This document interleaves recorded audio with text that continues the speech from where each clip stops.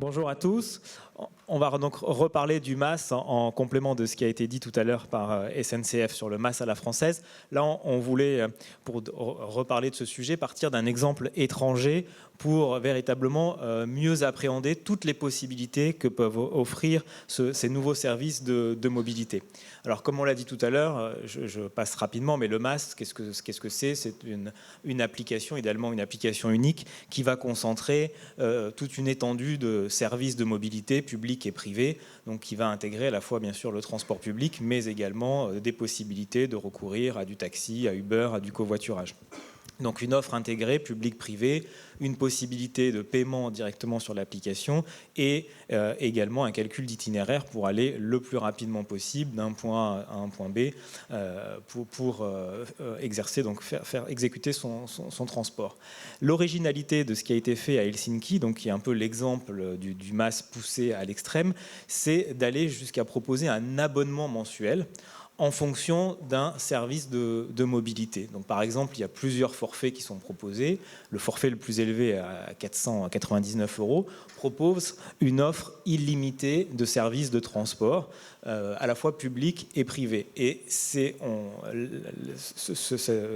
service-là permet de réaliser en fait l'enjeu de politique publique qui est derrière ce MAS, c'est de substituer à la possession d'un véhicule individuel le recours à ce forfait de mobilité, puisque l'enjeu est de pouvoir comparer le budget mobilité de la possession d'un véhicule personnel par rapport à ce forfait proposé par le MAS. Et là, on est donc un peu comme on a fait dans les télécoms, où vous avez, en fonction du service que vous allez souscrire et du prix que vous allez payer, un accès plus ou moins différent à la consommation donc de téléphone. Et là, on va donc plus loin que simplement avoir une application qui donne un parcours et qui peut accéder aux paiements et aux paiements différents. On a un package qui est proposé et qui incite à substituer, encore une fois, le MAS à la possession d'un véhicule individuel. Donc ça nous paraissait important de l'avoir. En France, on n'a pas de propositions qui vont jusqu'à la proposition d'un forfait, puisque comme ça a été dit tout à l'heure, il y a à la fois des initiatives nationales et locales qui permettent d'avoir des applications, des calculs d'itinéraires, voire des paiements total ou partiels selon les différentes mobilités, mais on n'a pas l'exhaustivité du service qui est intégré. Donc à travers cet exemple, on voit l'enjeu... alors attendez, j'essaie de... J'ai tout cassé. Tiens, tu sais comment on fait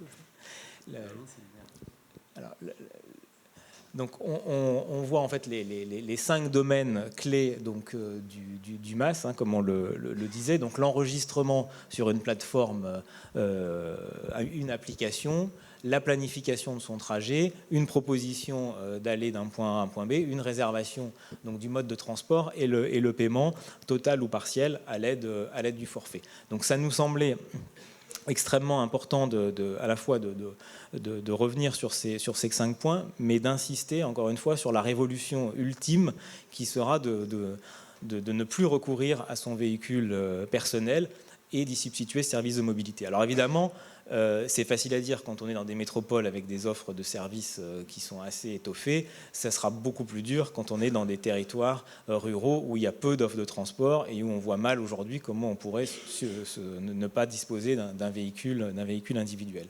Mais en tout cas, c'est l'enjeu, si on veut aller jusqu'au bout de la politique publique, qui est, encore une fois, de réduire le véhicule autonome et d'y substituer des services de mobilité.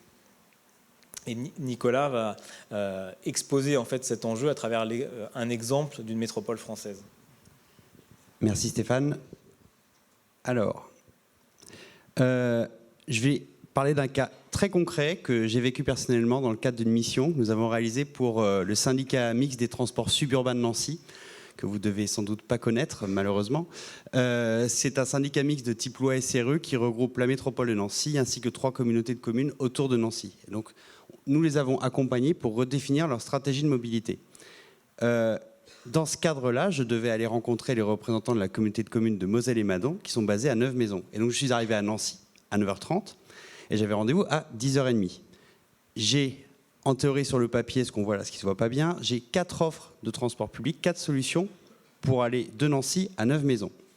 J'avais le TER, les autocars de la région, j'avais également soit une combinaison entre les transports en commun de la métropole de Nancy, ainsi qu'une offre de transport dédiée du syndicat mixte des transports suburbains, ou le tramway de la métropole de Nancy, coordonné avec l'offre de transport spécifique de la communauté de communes de Moselle et Madon.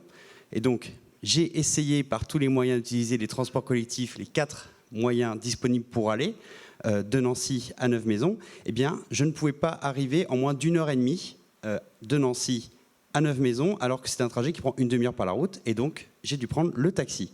Donc voilà la petite anecdote qui nous a amené à réfléchir avec ce syndicat mixte et avec toutes les communautés de communes de la métropole concernées à la redéfinition de leur plan de transport. Et puis, ça nous a amené également à une autre réflexion plus large. On s'est dit, mais pourquoi aujourd'hui ils s'interrogent sur ces problématiques de mobilité et qu'est-ce qui a changé ces dernières années ?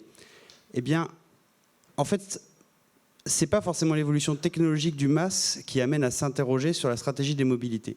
C'est plutôt les refontes réglementaires qui ont eu lieu ces dernières années qui poussent les collectivités à se réinterroger sur leur stratégie de mobilité. Notamment, il y a eu les lois MAPTAM, les lois NOTRe, qui ont redéfini les métropoles, qui ont redéfini les périmètres de compétences entre les collectivités, qui ont amené le transfert des transports par autocar des départements aux régions. Et tout ça, c'était voté en 2014 et 2015, mais les transferts ont été effectifs en 2017. Et en fait, on se rend compte que les élus commencent à vraiment appréhender ces problématiques aujourd'hui, parce que ça met du temps à infuser. C'est compliqué. Il faut d'abord récupérer les services, il ne faut rien perturber, parce que derrière ce transfert, il y avait des problématiques de transport scolaire. Donc les premières problématiques, c'était surtout on ne touche à rien au début. Mais maintenant que ça a été voté il y a 4-5 ans, maintenant qu'on a vraiment pris la pleine mesure de ces compétences, nous sommes aptes à nous réinterroger et à redéfinir cette stratégie de mobilité et à mieux coordonner toutes les offres de transport. Et tout ce mouvement, il va se poursuivre, notamment avec la LOM qui a été votée donc, il y a quelques semaines et qui va permettre d'aller encore plus loin en permettant le développement de masse au niveau local. Et également, il ne faut pas oublier qu'en dehors de toutes ces problématiques sur le masse, la LOM permet d'autres choses également, fournit d'autres outils aux collectivités, notamment les zones à faible émission, les voies réservées pour le covoiturage. Et puis également, elle pousse à réfléchir, non pas au niveau de l'AOT, qui n'est pas forcément le bon niveau de réflexion pour les mobilités. Ça, c'est quelque chose qu'on a vu également quand on travaille auprès des collectivités, mais au niveau des bassins de mobilité. Et du coup, ça nécessite également une meilleure coordination entre tous les acteurs pour pouvoir construire une bonne stratégie de mobilité. Et une fois qu'on aura défini cette stratégie, le déploiement d'un MAS pourra être utile pour pouvoir bien coordonner toutes ces offres et pour offrir une solution pertinente et alternative à la voiture individuelle pour les collectivités. Donc on a mis cette illustration pour dire qu'entre le moment où c'est voté à l'Assemblée nationale et le moment où ça impacte vraiment les territoires et notamment les communautés de communes qu'on peut rencontrer autour des grandes métropoles, il peut se passer pas mal de temps. Et donc, de manière synthétique, et vous pourrez le retrouver dans notre étude, on a identifié 4 grands défis autour du MAS. Une problématique de gouvernance du système. C'est ce que j'évoquais tout à l'heure en fait. Il y a pas le bassin de mobilité n'est pas forcément celui de l'autorité organisatrice des transports, l'autorité organisatrice des mobilités. Et du coup, il y a besoin de réfléchir à quelle gouvernance on met en place sur le territoire pertinent. Une problématique de traitement des données et notamment de cybersécurité et de problématiques également de liberté avec les contraintes de la CNIL dans le cadre de la mise en place d'outils de ce type. Une problématique d'optimisation du système, ça aussi la LOM a des articles assez complexes sur le sujet. La problématique c'est comment je m'assure qu'avec le MAS, je ne vais pas désoptimiser mon système global de mobilité.